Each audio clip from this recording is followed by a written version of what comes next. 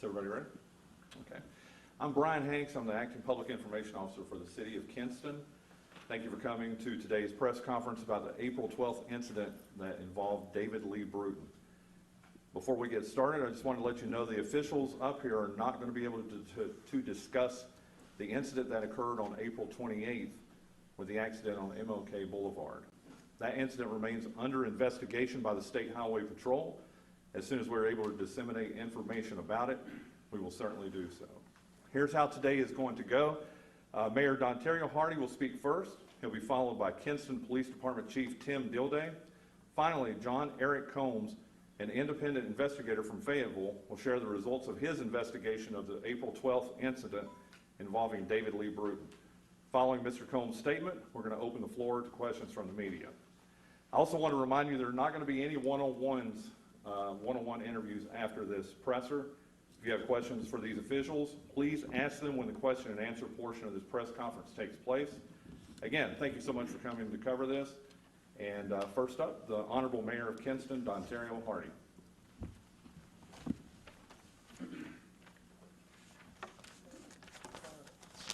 Well, first off, good to see everybody. Thank you for coming out to this press conference that we have here today.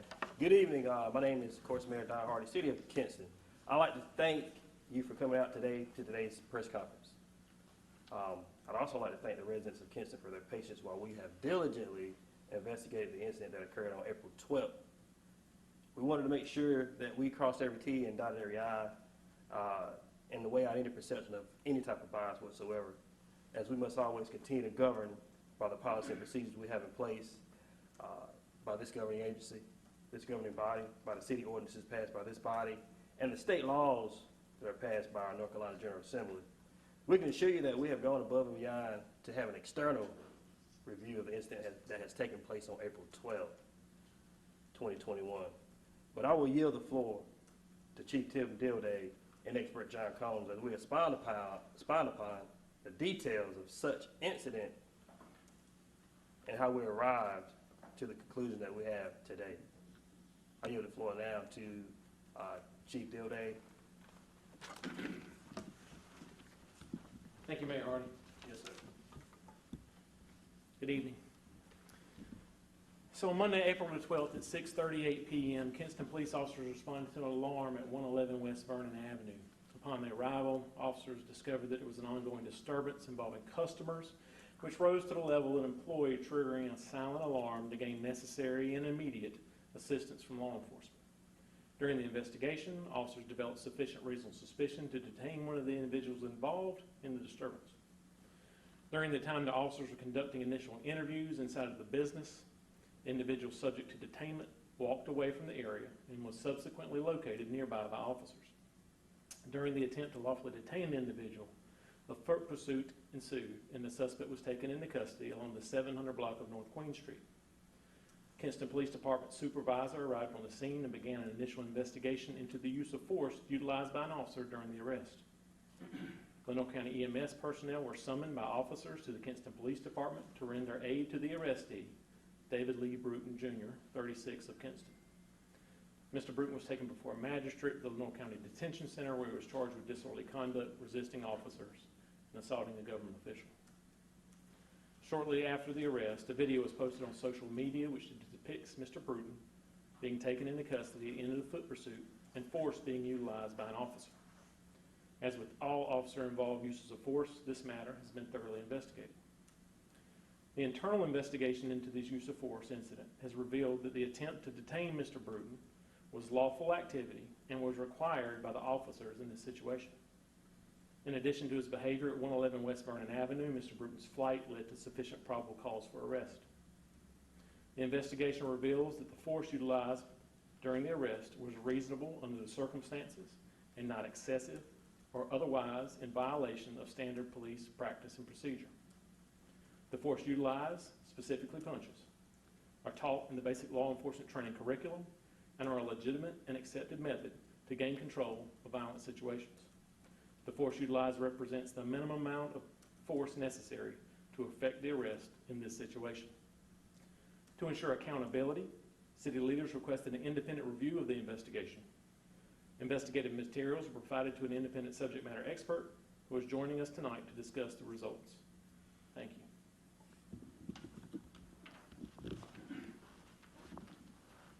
Thank you, Chief. Good evening.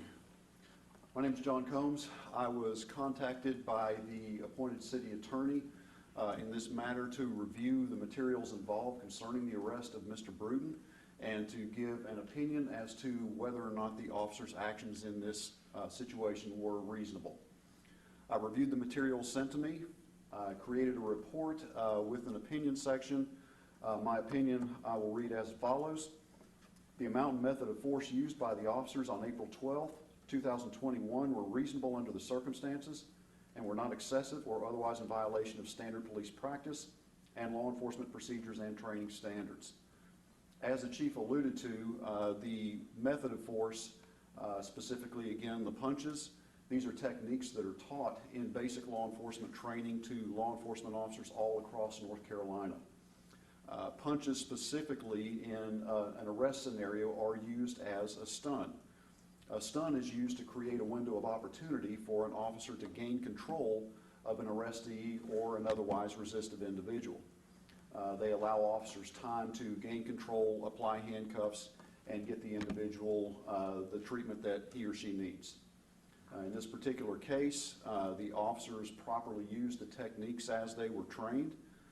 Again, whether you take basic law enforcement training at Lenore Community College or the North Carolina Highway Patrol or the Charlotte-Mecklenburg Police Department, all of these techniques are taught the same way to every officer across the state. Basic law enforcement training is a standardized training program, and these officers were taught these techniques in their training, and in my opinion, they utilized them properly and not in an excessive manner. Very good. Questions for Mr. Combs and the other officials? Can you spell your name first for us, just so we have it?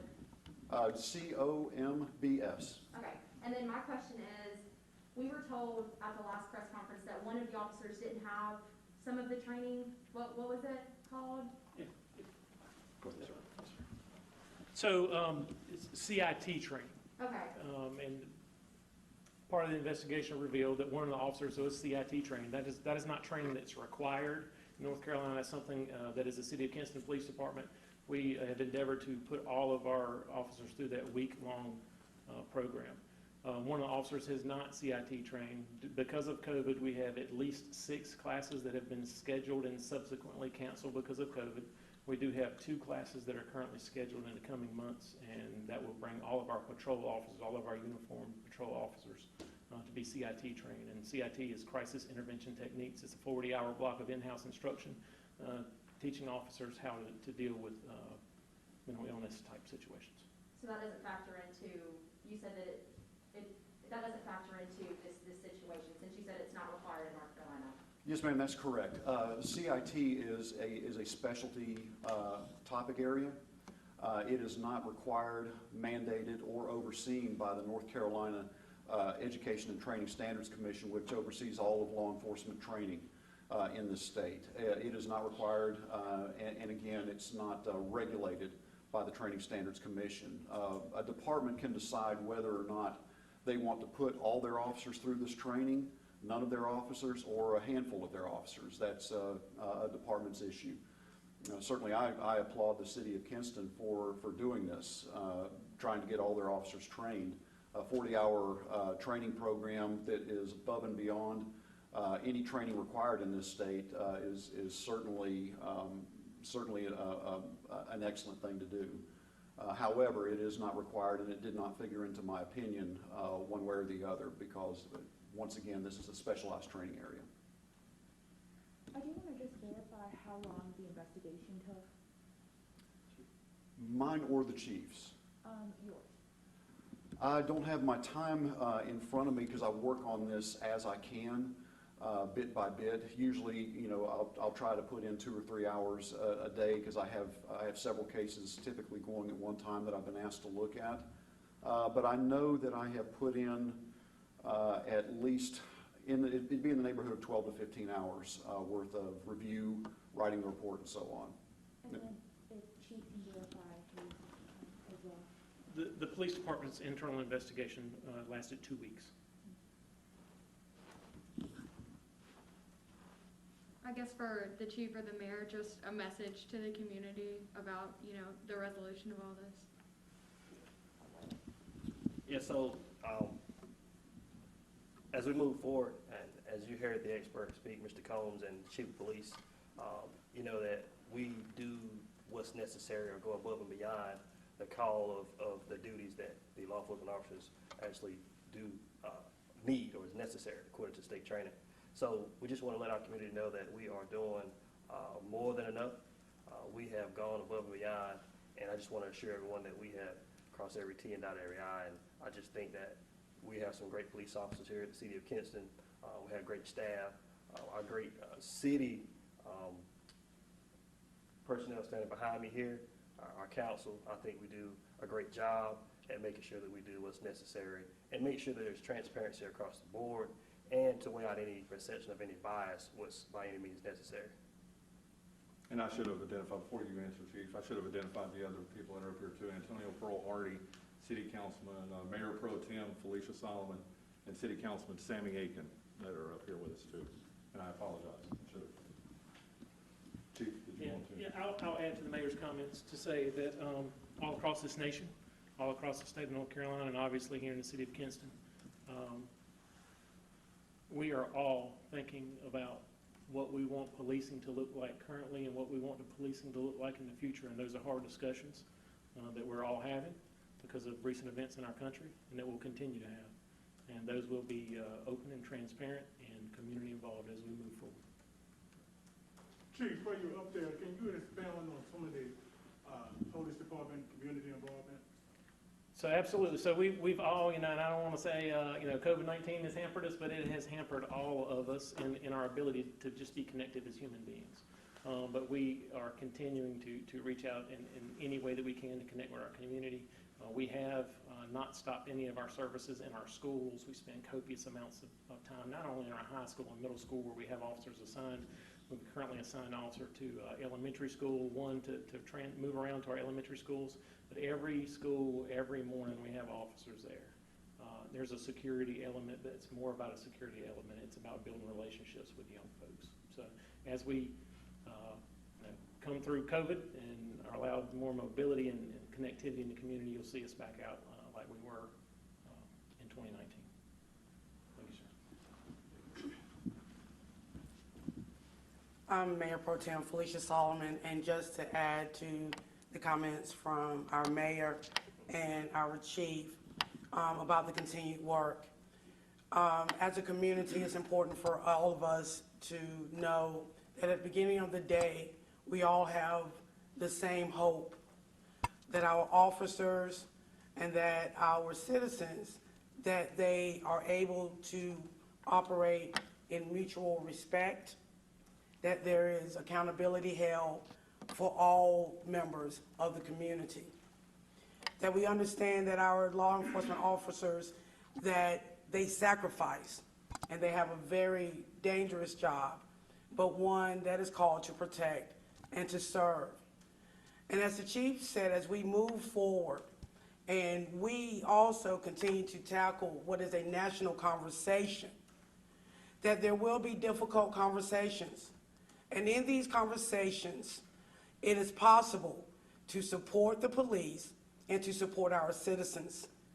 That this is not a police against citizens, but this is our community. And there are difficult conversations that many will perceive as difficult. But as was stated to you, when we look at state policies and procedures and trainings, that's why there's a national conversation being held. Because many of us believe what? That everything that is permissible is not beneficial. And so when we look at continuing the work that we're doing in trying to create community policing, defining what policing looks like in our community, making sure that we establish a culture where all of our citizens are supported. It will take the community to do so.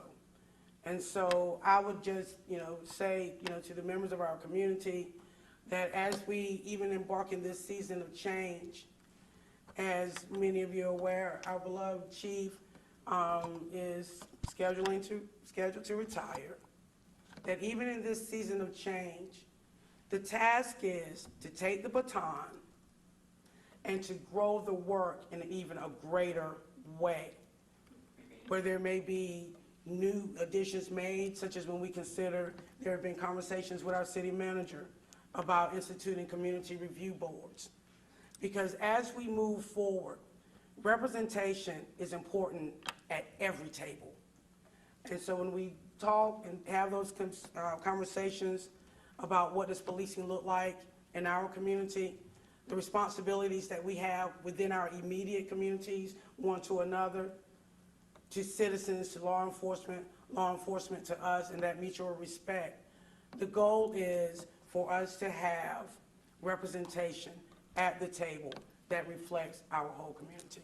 Because at the beginning and the ending of the day, we want our officers to be able to go home safely, to love on their family, to know that they're appreciated, and for our citizens to know that they are in partnership and that they have sound relationships that are trusting between them and our law enforcement officers.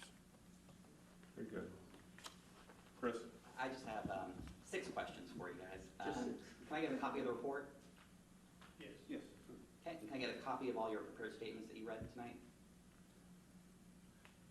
My opinions are in my written report. We will certainly provide that to you. And you read something from the podium, can I have that? Certainly. Okay, thank you. So what's the status of the officers right now? Have they been reinstated? Are they going to be reinstated on Monday? How does Yes, that work? so it's almost 7 o'clock on a Friday night. They remain on administrative leave. Beginning next week, beginning Monday, we'll begin a process to bring them back to full duty. They've been under an extremely stressful event themselves over the past 3 weeks, so we will begin a process to bring them back, get them reacclimated, and return to full duty. So, I mean, reacclimated, so that sounds like they might not be on patrol next week, you know? Well, I'd have to check their schedules. I can't tell you which day, but they'll come in Monday. We'll bring them back in the office and make sure that they're in a position where we can get them back to work. So you hit on one of my other questions of Surely. why are we doing this now? 7 o'clock on a Friday. When was the investigation wrapped up? Some would say that it's trying to cover it up by doing it this late I on a believe our Friday. city manager will take that. So give us Surely. some context here, please, if you don't mind. No, happy to do so. The council was made aware of the conclusion of the report earlier this week, and Mr. Combs came and made a personal presentation of his findings before the council, allowed the council to answer those questions. And one of the things that Councilwoman Solomon has said is about transparency and getting answers to the community as quickly as we could. As you know, Mr. Combs has other duties and he's working on other things. No matter when the meeting was going to be held, it would have been held after 6 p.m. because that's when, unfortunately, he was going to be available. The conclusion came. Today was the first day that we were available to do it, and we found it necessary to go ahead and produce that. There's no attempt to do anything other than come to the community at the quickest time. That also allowed Mr. Combs to appear before us and make his statements and make himself available for you for your question. So when was the investigation concluded officially? Wednesday. Okay. Yep. Okay, any more questions? Oh, I Where'd you got go? my last one. Earlier on, we talked the first time, you guys were trying to get other videos to help put together a fuller picture of what happened. Did you ever receive other videos from the community? We did receive additional via social media, but none were as clear as the original one posted. Since those are not body cam videos, can we get a copy of those videos? Mr. Colley. I'd like to get those videos, please. Absolutely. Okay. Very That's all good. I have. Anyone else? Again, thank you so much for coming out and covering this event, and we'll be in touch with you as soon as we can about the event, again, that happened on April 28th. Thank you guys so much. Have a great weekend.